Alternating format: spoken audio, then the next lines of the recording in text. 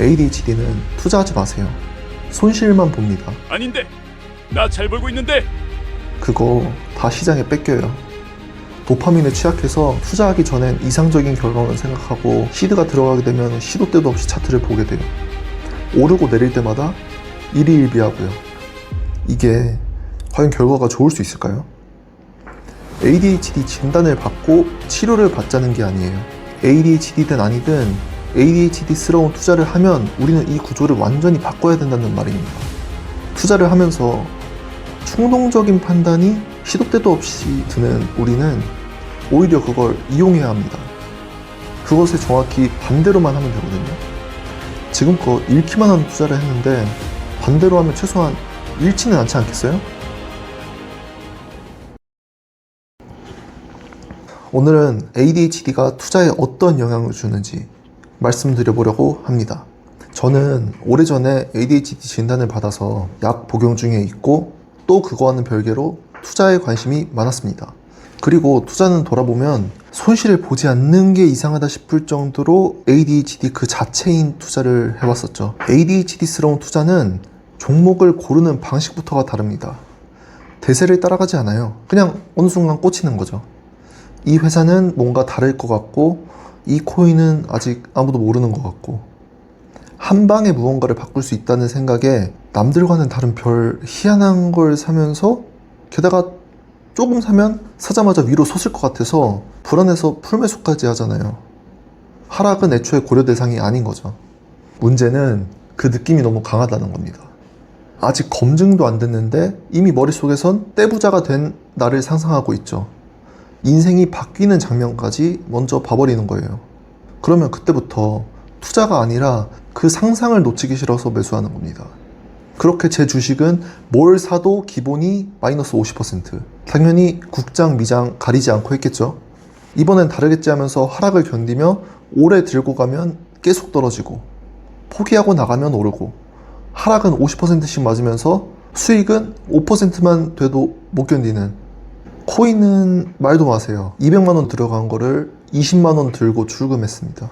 이런 말씀 드리면은 너가 하락장에 진입했겠지 하실 수도 있어요.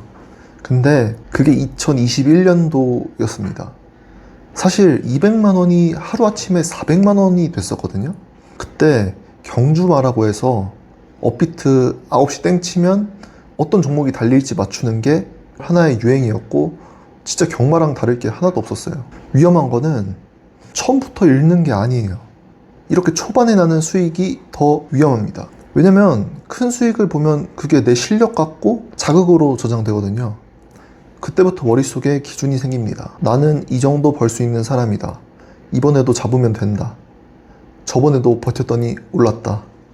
시장은 그 기억을 이용합니다. 정확히 말하면 시장이 이용하는 게 아니라 내 뇌가 그 기억을 이용해서 나를 위험한 곳으로 끌고 가는 거죠. 이렇게 ADHD스러운 투자자는 손실 때문에 망하는 게 아니라 수익의 기억 때문에 망하는 경우가 많습니다. 그래서 이건 나의 문제다라는 걸 깨닫고 하나씩 짚어보기로 했어요. 그렇게 깨닫는 데만 3년이 걸렸습니다. 저는 이 충동을 없애려고만 했었거든요. 근데 그게 답이 아니었어요. 평생을 이렇게 살아왔는데 이게 고친다고 고쳐질 리가 없잖아요. 그 습관을 바꾸는 시도야 한두 번이면은 이게 가능할지는 몰라도 이걸 계속 지속하는 건 쉽지도 않고 끝내 되지도 않더라고요.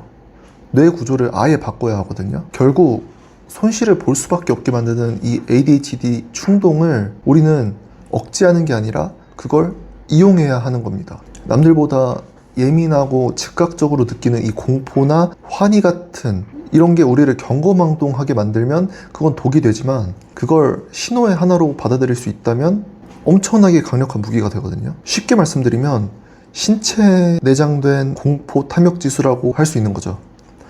예를 들어 내가 어떤 종목이 오르는 걸 보고 갑자기 못 참겠다는 느낌이 든다고 해봅시다. 지금 안 사면 놓칠 것 같고 안 타면 바보 될 것 같은 느낌이 들죠. 예전에는 이걸 매수 신호로 받아들였다면 이제는 그냥 반대로 보는 거예요. 내가 지금 탐욕 상태구나. 내 판단력이 흐려졌구나. 근데 진짜 매수 신호로 볼 바엔 차라리 매도 신호로 보는 게 낫습니다. 반대로 손실이 났을 땐 무섭고 다 끝난 것 같고 지금 파는 게 가장 빨리 파는 거 아닌가 느낌이 들 정도로 이걸 매도 신호로 받아들였던 거죠. 근데 이제는 이렇게 봐야 합니다.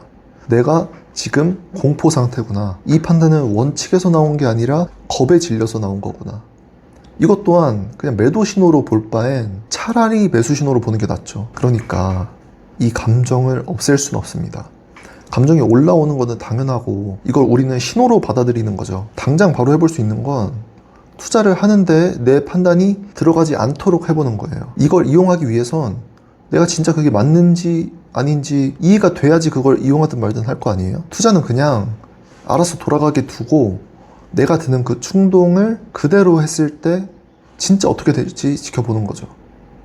이걸 통해서 미리 정해둔 이런 원칙들이 왜 중요한 건지, 왜 한번 정한 그 원칙을 절대 깨지 않아야만 하는지, 그게 투자 결과로 어떻게 나타나는지 직접 보고 느끼면은 판단과 감정을 분리해서 볼 수 있게 되고, 우리의 이 감정을 배제하는 게 아니라 그걸 신호 중 하나로 받아들여서 한 발 떨어진 상태로 그 감정을 판단에 적용까지 할 수 있는 거죠. 다시 한번 말씀드리지만 우리가 이 감정을 배제시키자는 게 아니에요. 이 감정은 우리한테 강점입니다. 이걸 이용해서 투자를 해야 돼요. 결국 처음에 말씀드린 ADHD는 투자하지 말자라는 말은 감정이 올라오는 대로 사고 팔 거면 하지 말라는 뜻입니다. 차트를 볼 때마다 판단이 바뀌고 수익률을 볼 때마다 흔들리고 손실이 날 때마다 원칙이 사라진다면 그건 투자가 아니라 자극을 사고 파는 거예요. 우리가 해야 할 건 감정을 없애는 게 아니에요. 감정이 행동으로 바로 연결되지 않게 만드는 거예요. 공포가 올라오면은 팔아라가 아니라 차라리 매수를 떠올리고, 탐욕이 올라오면 사라가 아니라 차라리 매도를 떠올리세요. ADHD스러운 투자자는 시장에 끌려다닙니다. 하지만 그 충동을 신호로 바꾸고 판단과 행동을 분리하고 원칙을 먼저 세워두면 그 예민함은 약점이 아니라 무기가 됩니다. 투자를 하지 말자는 게 아닙니다. ADHD스럽게 투자하지 말자는 겁니다. 오늘 영상 여기까지입니다. 댓글로 여러분들의 경험도 공유해주세요. 감사합니다.